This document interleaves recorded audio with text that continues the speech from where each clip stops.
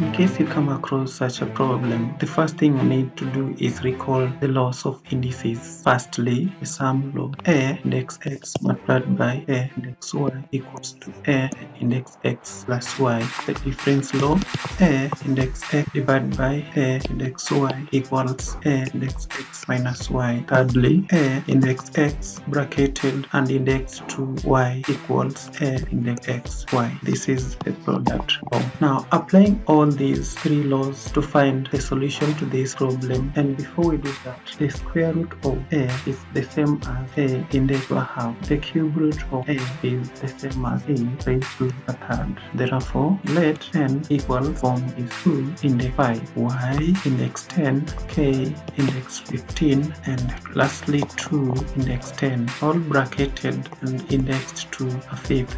So 5 into 5 is 1, 5 into 10 is 2, 5 into 15 is 3, 5 into 10 is 2. So this gives us 2 index 1, y index 2, k index 3, 2 index 2, with 1, 2 index 2. That is, since the bases are the same, add the indices to get 2 index 3, y index 2, k index 3. This is the answer for the numerator. For the denominator, d equals 16 by 12, okay, 16 to 4 all bracketed indexed to a quarter. 16 in index notation is 2 index 4, y index 12, k index 16 to index 4. Apply the product law indices to each term. That is, multiply this one by a quarter, this one by a quarter by a quarter. 4 into 4 is 1, 4 into 12 is 3, 4 into 16 is 4, 4 into 4 is 4. This gives us 2 index 1, y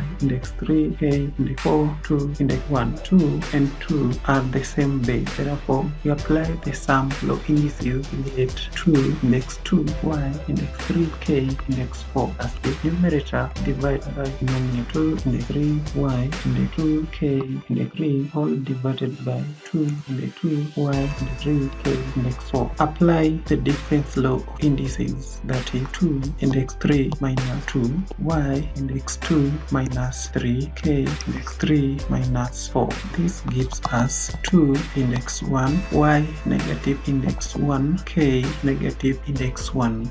This is the same as 2 bar y k. This is the answer to our pattern. Simplify following using indices. Cube root of 8, x index 9, y index 12 divided by 4 root of x index 4, y negative index 8.